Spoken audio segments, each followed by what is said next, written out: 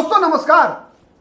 देश की राजधानी दिल्ली, दिल्ली का जंतर मंतर, जंतर मंतर का वह मंच जिस मंच पर सोनम वांगचुक अनशन पर बैठे हुए थे, सबने देखा, सबने सुना। अभिजीत दीप के कॉकरोच जनता पार्टी के संस्थापक अमेरिका से आए, यहां के छात्रों को जगाया, नीट पेपर लीक के मामले पर धर्मेंद्र प्रधान से इस्तीफा मांगा। सबने देखा, सबने सुना, लेकिन इस आंदोलन की मास्टरमाइंड, इस आंदोलन की वो चेहरा जो पर्दे के पीछे और पर्दे के सामने भी आकर सबसे बड़ी भूमिका का निर्वाह करती रही, वो चेहरा थी दोस्तों नेहा बोरा। ऑल इंडिया स्टूडेंट एसोसिएशन की राष्ट्रीय अध्यक्ष नेहा बोरा, जो कि स्वयं सोनम वांगचुक के साथ लगातार 23 दिनों तक अनशन पर बैठी थी। केवल पानी पीकर 23 दिन तक लगातार सोनम वांगचुक के बगल में अनशन पर कर रही थी और साथ ही इस पूरे आंदोलन को एक तरह से ऑर्गेनाइज कर रही थी।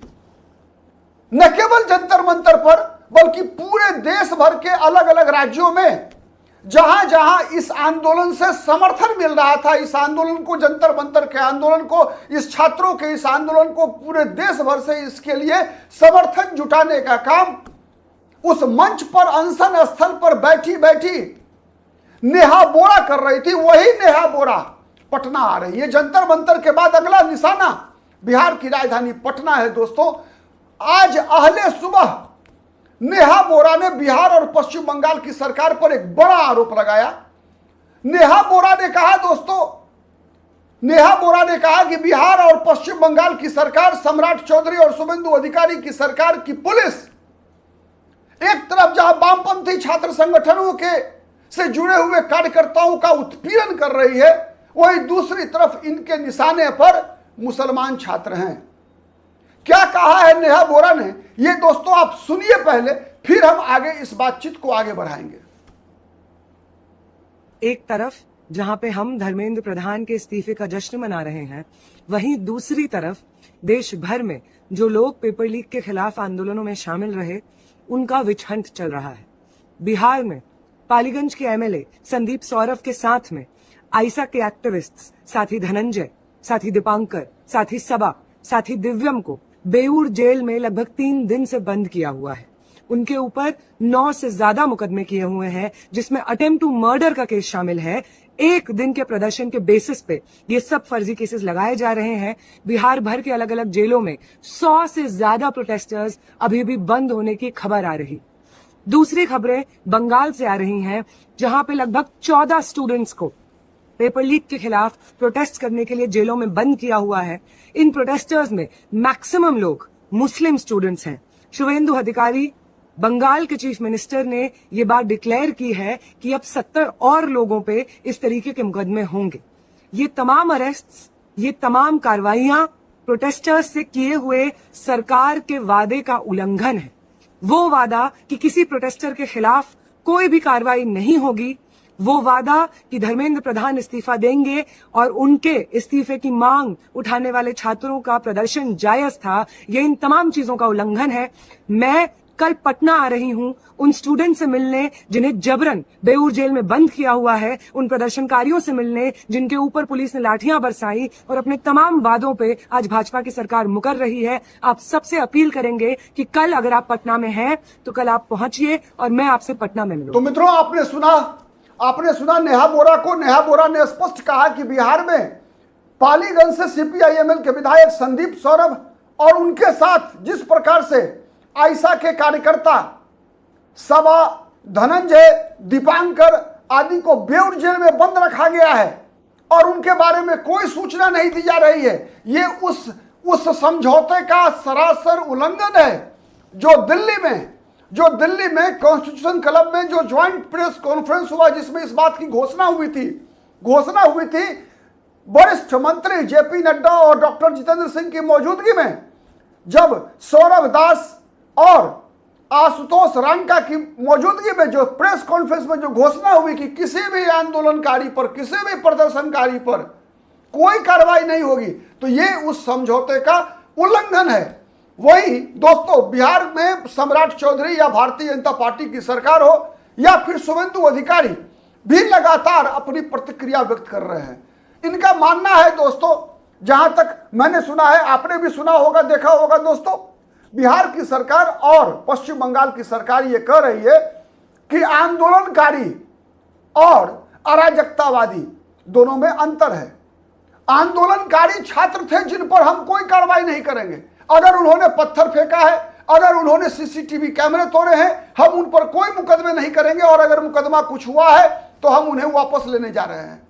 लेकिन ऐसे लोग जिन लोगों ने जानलेवा हमला किया है, जिन लोगों ने जानलेवा हमला किया है पुलिस कर्मियों पर, ऐसे लोग जिन्होंने जानलेवा हमला किया है पत्रकारों पर, ऐसे लोग जिन लोगों ने जानलेवा हमला किया है मीडिया कर्मियों पर, कैमरामैन पर, ऐसे लोगों को हम बख्शेंगे नहीं। और इस पर कोई समझौता नहीं हुआ है सौरभ दास के साथ, आशुतोष रंका के साथ।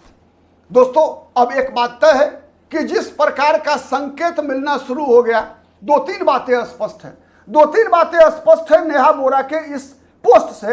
एक तो सबसे पहले मुसलमान छात्रों का उत्पीड़न एक बड़ा मुद्दा आने वाले दिनों में बनने जा रहा है। दूसरा, बिहार की राजधानी पटना आप कह सकते हैं जंतर मंतर के बाद दूसरा केंद्र बनने जा रहा है। और तीसरी एक और बात है दोस्तों जिसकी तरफ हमारा ध्यान जाना चाहिए, वो है कि क्या ये छात्र आंदोलन छात्रों के मुद्दों तक सीमित रहेगा या फिर ये छात्र आंदोलन छात्रों के मुद्दों के बजाय और अलग दिशा में बढ़ता हुआ दिखेगा। यह बड़ा सवाल है दोस्तों। जहां तक बात मुस्लिम छात्रों के उत्पीड़न के आरोप का है, लगातार कोई पहली बार नहीं है जब किसी वामपंथी छात्र संगठन के नेता या नेत्री ने भारतीय जनता पार्टी की सरकारों पर ऐसा आरोप लगाया है। वही चूंकि भारतीय जनता पार्टी भी लगातार ये आरोप मुस्लिम समाज के ऊपर लगाती है कि हर वक्त, चाहे वो किसानों का आंदोलन रहा हो, चाहे वो छात्रों का आंदोलन रहा हो, चाहे किसी भी समाज के किसी भी वर्ग का कोई भी आंदोलन होता है, उसमें मुस्लिम समाज के लोग मौका, जिसे हम कहते हैं ना कि आपदा में अवसर ढूंढना, तो आपदा में अवसर ढूंढते हैं, इंतजार में रहते हैं कि कब ऐसा मौका मिले जिससे कि हम एक वातावरण को दूषित कर सकें। तो ये लगातार भारतीय जनता पार्टी का आरोप रहा है कि एंटी सोशल एलिमेंट्स के रूप में हर आंदोलन में मुस्लिम युवा शामिल हो जाते हैं अपनी कुंठा को मिटाने के लिए। जो ये भारतीय जनता पार्टी का आरोप है। दूसरा जहां तक सवाल है दोस्तों जंतर मंतर के बाद पटना, तो पटना एक बात याद रखिए दोस्तों कि छात्र राजनीति के लिए, छात्र आंदोलन के लिए बिहार की पहचान बताने की आवश्यकता नहीं है दोस्तों। चाहे वो 1942 का भारत छोड़ो आंदोलन हो, चाहे वो 1974 का छात्र आंदोलन हो, बिहार हर वक्त इतिहास बनाता आया है। इसीलिए आपको याद होगा दोस्तों जब धर्मेंद्र प्रधान का इस्तीफा नहीं हुआ था, तब भी जब अभिजीत दीपके से यह सवाल किया गया था कि बिहार की राजधानी पटना में आंदोलनकारियों की पुलिस ने जबरदस्त पिटाई की है दोस्तों, तो अभिजीत दीपके ने भी उस दिन कहा था कि जंतर मंतर के बाद हमारा अगला डेस्टिनेशन पटना है। उस दिन भी अभिजीत दीपके ने पटना को अगला डेस्टिनेशन बताया था। जिस दिन यह सवाल किया गया था अभिजीत दीपके से कि पंजाब में भी फार्मेसी ऑफिसर की बहाली के लिए, भर्ती के लिए जो पेपर आउट हुए हैं दोस्तों, जिस प्रकार से वहां एक सेंटर पर ब्लूटूथ के माध्यम से, पेन कैमरा के माध्यम से जवाब रटवाए जा रहे थे, उम्मीदवारों को बताया जा रहा था, इसके खुलासे के बाद आप क्यों नहीं पंजाब के शिक्षा मंत्री से इस्तीफा मांगते? तो उस सवाल के दौरान भी अभिजीत दीपके को आपने सुना होगा ये कहते हुए कि हमारा अगला डेस्टिनेशन पटना है। मतलब पंजाब वाले सवाल से कटते हुए पटना पर जवाब देते हुए आपने सुना होगा दोस्तों अभिजीत दीपके को। चूंकि पटना, बिहार वो धरती है दोस्तों जो समाजवाद के लिए, साम्यवाद के लिए और छात्र राजनीति के लिए एक साथ उर्वर रहा है। इसलिए यह बताने की आवश्यकता नहीं है कि बिहार की राजधानी पटना का क्या महत्व है। 1942 का छात्र आंदोलन भी उसका प्रतीक है, शहीद स्मारक। बिहार विधानमंडल के सामने बना हुआ वो शहीद स्मारक जहां बिहार के छात्रों ने अपनी आहुति दी थी, अपनी कुर्बानी दी थी। तो दोस्तों, चाहे वो आपातकाल का विरोध हो, चाहे वो देश अंग्रेजों का विरोध हो, इस मामले में बिहार तो आगे रहा है। लेकिन एक बात तय है कि ये आंदोलन जहां समाज के और राजनीतिक क्षेत्र के एक विशेष वर्ग के द्वारा इस आंदोलन का संचालन किया जा रहा है, तो बिहार कितना साथ देगा, ये एक सवाल के घेरे में है। ये तो आने वाला दिन बताएगा कि बिहार में इनको कितना, कॉकरोच जनता पार्टी को कितनी सफलता मिलती है। क्योंकि दिल्ली अलग जगह है दोस्तों, दिल्ली कोई कंपोजिट सोसाइटी नहीं है। दिल्ली में अपार्टमेंट लाइफ लोग जीने वाले लोग हैं, वहां अब आसपास एक दूसरे से किसी को कोई मतलब नहीं होता है। लेकिन बिहार एक कंपोजिट सोसाइटी है, बिहार एक समाज है। इस समाज के अंदर ऐसे मुद्दों पर आंदोलन खड़ा करना कहीं ना कहीं बहुत मुश्किल है। तीसरा सवाल दोस्तों, कि क्या वामपंथी छात्र संगठन के नेतृत्व में,